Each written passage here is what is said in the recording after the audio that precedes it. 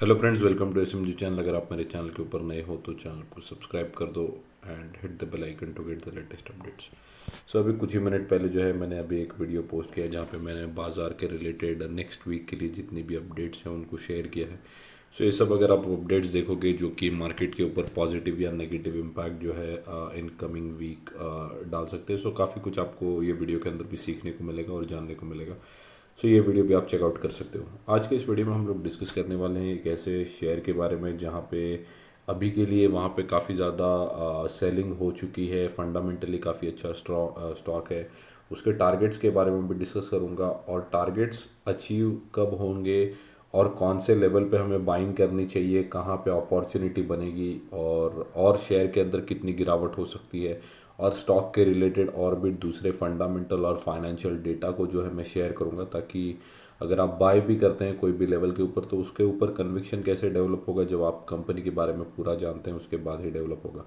सो इस वीडियो के अंदर जो है हम लोग ये एक NBFC कंपनी है उसके बारे में हम लोग पूरा डिस्कशन करेंगे और उसके टारगेट्स को भी हम देखने की कोशिश करेंगे और कब तक वो अचीव हो सकते हैं। सबसे पहले कंपनी की अगर मार्केट कैप की बात कर ले तो 3,62,000 लगभग 3.5 लाख करोड़ के आसपास की मार्केट कैप है। करंट प्राइस अगर देखें तो आपको प्राइस से पता चल गया होगा, जो लोग मेरे चैनल को या मार्केट को जो है क्लोजली विजिट करते हैं, तो 5980 के आसपास जो है करंट प्राइस देखने को मिल रहा है। अगर 52 वीक या जो कंपनी का हाई है वो देखें तो 8,000 के आसपास जो है कंपनी का हाई है और जो लो है वो लगभग 5,200 के आसपास देखने को मिल रहा है।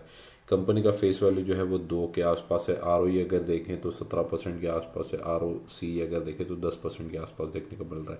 कंपनी का जो प्रीमियम पे ट्रेड कर रहा है वो लगभग 36 के आसपास ट्रेड करते हुए देखने को मिल रहा है। डिविडेंड यील्ड 0.33% के आसपास, जो कि ना के बराबर देखने को मिलता है। कंपनी के अगर शेयर होल्डिंग पैटर्न की बात करें तो अभी के लिए अगर थोड़ी सी मुझे देखने को मिल रहा है कि थोड़ा सा डेवलपमेंट है। अगर 2019 से कंपेयर करें 22 में तो थोड़ी सी गिरावट देखने को यहाँ पे मिल रही है।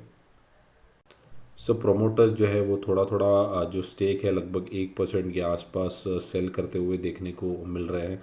तो यहाँ पे अगर देखेंगे तो पिछले जो 4-5 क्वार्टर्स हैं वहाँ से, तो जून 21 से अगर देखें सितंबर 22 तक, लगभग पिछले 6 क्वार्टर से 1.5 साल से अगर देखें तो माइनर सा ही जो है गिरावट देखने को मिल रहा है। लगभग 56.03 के आसपास से 55.86 के आसपास, 0.15-16% के आसपास जो है गिरावट या प्रमोटर्स ने जो है माल को सेल किया है।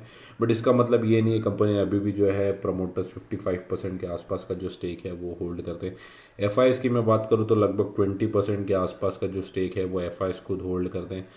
FIs ने अगर देखें तो पिछले क्वार्टर के मुकाबले अगर देखें जून के क्वार्टर से, तो 19.98 से जो स्टेक है उसको बढ़ा के 20.49 कर दिया है। तो यहाँ पे अगर देखें तो पब्लिक भी जो है वो 11.84 से 11.26 के आसपास जो है वो सेल कर रही है। हालांकि पब्लिक का जो स्टेक है वो कम होते हुए देखने को मिल रहा है, बट यहाँ पे FIs ने जो है अपना स्टेक बढ़ाया है। वहीं अगर DIs भी देखें तो DIs ने भी जो है अपना स्टेक बढ़ाया है और पहली बार लास्ट क्वार्टर के अंदर गवर्नमेंट ने जो है वो एंट्री करते हुए देखने को मिला 0.07% के आसपास। सो पहले के मुकाबले अगर देखें तो गवर्नमेंट की कोई हिस्सेदारी नहीं थी, बट अभी के लिए हिस्सेदारी बढ़ रही है। तो मैं यही दिखाना चाहता हूँ कि यहाँ पे FIs जो है वो बाय कर रहे हैं, बट पब्लिक जो है वो डर के मारे यहाँ पे सेल करते हुए पिछले क्वार्टर में देखें तो 11.15 से 11.84 हो चुका था, बट वहाँ से वापस से जो है सेलिंग करते हुए देखने को मिल रहे हैं पब्लिक शेयर होल्डर्स। सबसे मेन जो होता है वो होता है बिजनेस मॉडल। तो कंपनी रेवेन्यू कैसा जनरेट करती है, तो अगर देखें पिछले 3 क्वार्टर की अगर मैं बात करूँ तो हर क्वार्टर के अंदर सेल्स जो है वो कंपनी ने अच्छा ही परफॉर्म करते हुए हमें देखने को मिला है। नेट प्रॉफिट की मैं बात करूँ तो लगभग 2400 करोड़, 2500 करोड़, उसके बाद 2700 करोड़ के आसपास का प्रॉफिट। सो प्रॉफिट के अंदर भी जो है वो इंक्रीमेंट देखने को ही मिल रहा है। तो मैंने पहले ही कहा था कि ये जो कंपनी है वो NBFC कंपनी है। सो ये रिटेल लोन बांटने का काम करती है। तो अगर यहाँ पे देखें तो लोन की अगर जहाँ जहाँ पे बात आ जाती है तो हमें ये भी देखना पड़ता है कि कंपनी का जो वो NPA होता है वो NPA कैसा कंपनी परफॉर्म कर रही है। तो लास्ट 3 क्वार्टर्स की बात करें तो 1.73 से 1.60, उसके बाद 1.25, उसके बाद अगर नेट NPA देखें तो नेट NPA के अंदर भी जो है वो गिरावट देखने को मिल रही है। सो यहाँ पे अगर देखें कंपनी के सेल्स अच्छे हैं, प्रॉफिट अच्छे हैं, नेट NPA भी अच्छे हैं, ग्रॉस NPA के अंदर भी कोई कोई प्रॉब्लम नहीं है। सो अगर चारों पैरामीटर्स देखें तो कंपनी जो है वो अच्छा परफॉर्म करते हुए देखने को मिल रही है। कंपनी के अंदर कोई भी फंडामेंटल या फाइनेंशियल कोई भी फॉल्ट देखने को नहीं मिल रहा है। सो इससे ये चीज़ क्लियर होती है। थोड़े से और फंडामेंटल्स की अगर हम लोग बात कर ले तो कंपनी के ऊपर जो बोरिंग्स है तो वो बोरिंग जो है वो बढ़ते हुए देखने को मिल रहे हैं। अब इसका रीज़न क्या है, तो कंपनी जो है वो लोन बांटने का काम करती है। तो जहाँ जहाँ पे लोन बांटने हैं तो वहाँ पे लोन लेना पड़ता है, फिर वो लोन आगे बांटते हैं, फिर उसके बीच का जो इंटरेस्ट होता है, मार्जिन होता है, वही जो होती है कंपनी की कमाई होती है। सो ये बोरिंग्स तो जो है वो जितनी भी फाइनेंशियल डोमेन कंपनीज हैं वहाँ पे आपको बढ़ते हुए ही देखने को मिलेंगे। कंपनी के रिजर्व की बात करो तो 36 करोड़ से अगर देखें तो 43, और 43 से 47 करोड़। सो रिजर्व भी जो है वो बढ़ते हुए देखने को मिल रहे हैं। सो मैं जिस कंपनी की बात कर रहा हूँ वो कंपनी का नाम है बजाज फाइनेंस। तो ये बजाज फाइनेंस का मैं आपको चार्ट दिखा रहा हूँ। सो यहाँ पे अगर आप RSI इंडेक्स में देखेंगे तो काफ़ी ज़्यादा ओवरसोल्ड देखने को मिल रहा है। 25 के आसपास जो है वो स्टॉक आते हुए देखने को मिल रहा है। उसका RSI ट्रेड कर रहा है। बीच में अगर आप देखेंगे जहाँ पे लेवल्स काफ़ी अच्छे हो गए थे, लगभग 7,800 के आसपास, तभी काफ़ी ज़्यादा ओवरसोल्ड ओवरबॉट कैटेगरी में जो है वो बजाज फाइनेंस देखने को मिल रहा है। बट वहाँ से अगर देखेंगे तो आप काफ़ी ज़्यादा जो ग्राफ है वो गिरते हुए देखने को मिल रहा है और स्टॉक के अंदर काफ़ी ज़्यादा गिरावट हो चुकी है। और अभी के लिए अगर सिचुएशन देखें तो जो RSI इंडेक्स है वो ओवरसोल्ड कैटेगरी में जा चुका है। सो मैं यही कहूँगा कि फंडामेंटली काफ़ी ज़्यादा स्ट्रॉन्ग स्टॉक है बजाज फाइनेंस। सभी कोई जानते हैं स्टॉक को, बट जब है क्योंकि स्टॉक महंगा भी है और थोड़ा बहुत वॉलेटाइल भी होता है और ज़्यादा लोग जो है इसको एवरेज नहीं कर पाते। बट मैं ज़्यादातर ये वीडियो को इसलिए कवर कर रहा हूँ ताकि लॉन्ग टर्म के अंदर जो है वो अगर आप होल्ड करके रखते हैं इस लॉस के अंदर भी, तो आपको लॉन्ग टर्म में काफ़ी अच्छा बेनिफिट हो सकता है। सो अभी के लिए बात करूँ तो लगभग 8,000 के लेवल से जो है स्टॉक करेक्ट होते होते अभी के लिए 6,000 के आसपास या 5,900 के आसपास आते हुए देखने को मिल रहा है। सो ऑलमोस्ट 2,000 पॉइंट के आसपास की जो गिरावट है वो स्टॉक के अंदर हो चुकी है। तो मैंने RSI जो पैरामीटर है, इंडिकेटर है, उसका डिस्कशन किया तो वो अभी के लिए तो ओवरसोल्ड है।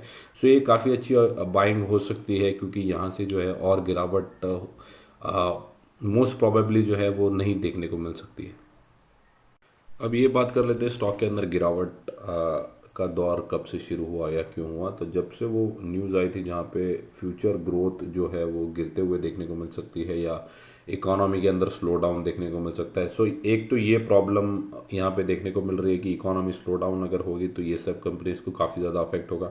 इस वजह से एक नेगेटिव सेंटीमेंट क्रिएट हुआ है। दूसरा जो नेगेटिव सेंटीमेंट है वो जो इंटरेस्ट रेट हाइक जो RBI करते हुए जा रही है। अगर आप देखें तो हर MPC की मीटिंग के अंदर इंटरेस्ट रेट हाइक बढ़ते हुए देखने को मिल रहे हैं। सो इंटरेस्ट रेट अगर बढ़ते रहेंगे तो शायद लोन बांटना थोड़ा सा मुश्किल ये कंपनीज के लिए हो जाता है। थोड़ी सी रिकवरी के अंदर प्रॉब्लम हो सकती है या ज़्यादातर ये माना जाता है कि जितना भी इंटरेस्ट रेट हाइक नीचे जाएगा उतनी ज़्यादा ग्रोथ होती है। इंटरेस्ट रेट हाइक जितना बढ़ता है ग्रोथ के अंदर वहाँ पे गिरावट देखने को मिल रही है। तो जब भी interest rate hike interest rate जब पीक आउट हो जाएगा तब वापस से, क्योंकि ग्रोथ अगर स्लो डाउन अगर होगी तो वापस से RBI को क्या करना पड़ेगा कि जो इंटरेस्ट रेट हाइक है वापस से गिराने स्टार्ट करने पड़ेंगे। जब वो गिरते जाएंगे तो ज़्यादा से ज़्यादा लोग लोन उठाएंगे या बिजनेस स्टार्ट करेंगे या वापस से रिकवरी का मोड जो है वो स्टार्ट होगा जब इंटरेस्ट रेट वापस से गिरने लगेंगे। अभी के लिए जो है वो चढ़ते हुए देखने को मिल रहे हैं ड्यू टू इन्फ्लेशन या कोविड के अंदर जितना भी नोट प्रिंटिंग का काम हुआ from US Europe and so उसको जो है पूरा रिकवरी अभी के लिए चल रहा है। सो जब भी पीक आउट हो जाएगा उसके बाद मुझे ऐसा लगता है तो हो सकता है कि 3 महीने और 6 महीने और ये सिलसिला चलता रहे। उसके बाद जब भी पीक आउट हो जाएगा उसके बाद वापस से धीरे धीरे इंटरेस्ट रेट हाइक अगर कम करती है सरकार या सॉरी RBI, तो वापस से कंपनी के अंदर रिवाइवल देखने को मिल सकता है। बट अभी के लिए मैं बात करूँ तो दूसरी ये बात है कि CLSA अगर देखें तो CLSA ने 6,000 का टारगेट दिया है इस कंपनी के लिए।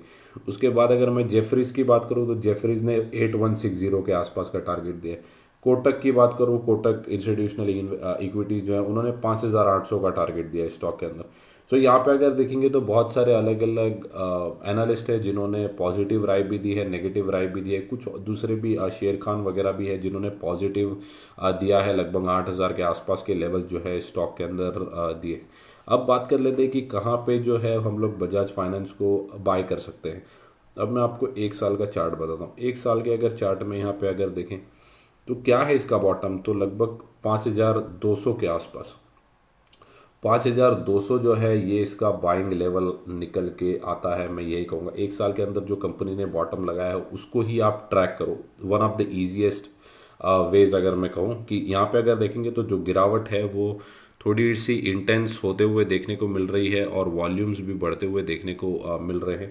इस वजह से मैं ये कह रहा हूँ कि 5200 जो है या 5300 या 5400, सो ये अगर लेवल्स आते हैं तो आपको जो है बाय करना चाहिए बजाज फाइनेंस के अंदर। और हो सकता है कि 2-5% और गिर जाए। मैं फिर से ये कह रहा हूँ 5200 के ऊपर बाय करने के बाद अगर मार्केट के अंदर प्रेशर रहता है और वापस से अच्छा इनफ्लो या सेंटीमेंट जो है वो पॉजिटिव देखने को नहीं मिलता या कुछ भी ग्लोबल सिचुएशंस हो जाती हैं in terms of war, crude oil, any sort of data in terms of job data, inflation data और any other sort of data, तो वापस से 2-5%। बट आपको ये ध्यान में रखना है कि मैं ये कंपनी के टारगेट्स को भी अभी के लिए शेयर करूंगा।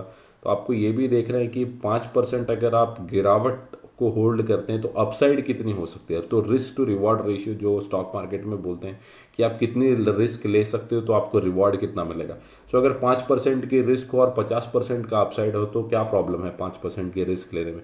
तो मैं यही कहूँगा कि बजाज फाइनेंस को ये काफ़ी अच्छा बेटर अपॉर्चुनिटी है। ऐसे जेम स्टॉक को 2-3 हज़ार डिस्काउंट के ऊपर, 2-2.5 हज़ार डिस्काउंट के ऊपर आप अपने पोर्टफोलियो के अंदर एडिशन कर सकते हैं। सो आपको ये 5400, तो आप वेट मत करिए। अगर 5400 या 300 के आसपास आ जाता है तो एग्जैक्टली 5200 के आसपास आएगा तभी मैं खरीदूंगा। तो 50-100 रुपये के लिए अगर आप सोचेंगे तो ऐसा हो सकता है कि वो 5400 से ही वापस घूम जाए और वापस से 6-6.5 हज़ार की जर्नी कर ले और फिर वहाँ पे कंसोलिडेट करे, फिर वो 7 हज़ार के लिए जाए, फिर वापस से थोड़ा बहुत करेक्शन हो सकता है, फिर वो 8 हज़ार की जर्नी करे। तो ये सिलसिला चलता रहेगा क्योंकि आप अगर एग्जैक्ट पॉइंट पे बॉटम पे कोई बाय नहीं कर सकता और टॉप पे कोई सेल नहीं कर सकता। मार्केट के अंदर ऐसा कोई भी प्लेयर नहीं है जो बॉटम के ऊपर बाय करेगा और टॉप के ऊपर सेल करेगा। Everyone has to bear the losses और एवरेज तो हर कोई को करना पड़ता है। अब कंपनी के जो टारगेट्स हैं वो लगभग 9500 के आसपास के जो टारगेट्स हैं वो जैन 2024 के लिए निकल के आ रहे हैं। सो ऑलमोस्ट अगर आप देखेंगे तो 58% या 60% के आसपास की जो तेज़ी है या अपसाइड यहाँ पे देखने को मिल सकती है। मीडियम टर्म में भी अगर देखें तो लगभग 6 महीने के आसपास, 7-8 महीने के आसपास अगर देखें तो भी 8,500 के आसपास के लेवल्स आराम से देखने को मिल सकते हैं। और फिर से मैंने यही बताया, मैंने तो ये देखा भी नहीं था हालांकि, बट मैं फिर से ये बता रहा हूँ कि इसका जो लो है 5200 के आसपास, तो यही जो है आपका बाइंग रेंज होना चाहिए या वही 5300, 350, वट एवर इट में भी। 50-100 रुपये, 150 रुपये के लिए अगर आप सोचोगे तो हो सकता है 2500-3000 की रैली आप मिस कर जाओ। सो मैं तो ऐसा ही यही जो प्रोसेस है उसको फॉलो करता हूँ। सो यहाँ पे अगर आप टारगेट देखें तो 9500 का टारगेट है, मीडियन में 8500 के आसपास, और लो जो है वो 5200 के आसपास है। तो यहीं पे बाइंग नहीं करनी आपको, इसके आसपास भी अगर आ जाए तो आप बाय कर सकते हैं। तो ये थी मेरी कमेंट्री फॉर बजाज फाइनेंस। अगर आपको वीडियो अच्छा लगा होगा तो वीडियो को लाइक कर दो एंड चैनल को सब्सक्राइब। Thank you guys.